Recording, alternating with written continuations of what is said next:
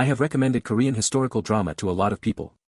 Most of the time it does not stick on the first attempt. Not because the shows are bad. Because the entry point matters and most recommendations get the entry point wrong. The Joseon dynasty, court intrigue, elaborate costumes, multiple plot threads, you need historical context to follow, it is a lot. If you start in the wrong place, you bounce. If you start in the right place, you cannot stop watching. I am going to give you the right starting place.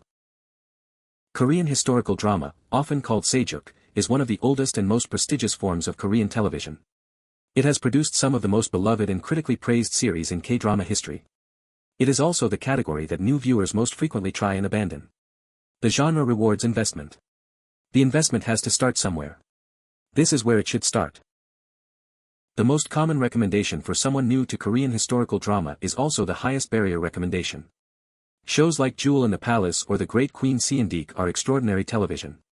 They are also 54 episodes of dense political history set in a period that requires context most international viewers do not have. Starting there is like recommending someone learn to swim in the ocean. Better to start in the pool and work your way out. Rookie historian Gu Hae-ryung is where I send everyone who is new to sejuk and nervous about the commitment. It is 40 episodes but the pacing is light, the tone is warm, and it has a romance at its center that does not require you to understand Joseon-era bureaucracy to care about. The protagonist is a woman who becomes one of Korea's first female court historians in a world that has not decided that is acceptable yet. The series uses her determination as a lens to look at the period without overwhelming you with detail. Watch the first 4 episodes and tell me you do not want to know what happens next. If you have any tolerance for political complexity, start with Mr. Sunshine. It is not set in the Joseon dynasty. It is set in the late 19th century, during the collapse of the Korean Empire under Japanese colonial pressure. The aesthetic is different, partly westernized, which makes it more accessible to viewers new to the genre. The lead, played by Lee Byung-hun, is Korean-born and American-raised, which gives the story a perspective that is simultaneously inside and outside the culture it is depicting. The romance is genuinely beautiful. The history is genuinely sad. The production is the most cinematic Korean drama I have ever watched.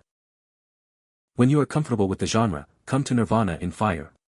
It is Chinese, not Korean, but it belongs in any serious list of the best historical drama ever made.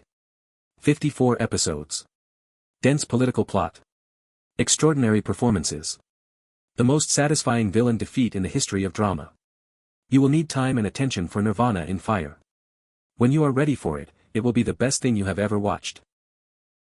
A few things that will make historical drama easier from the beginning.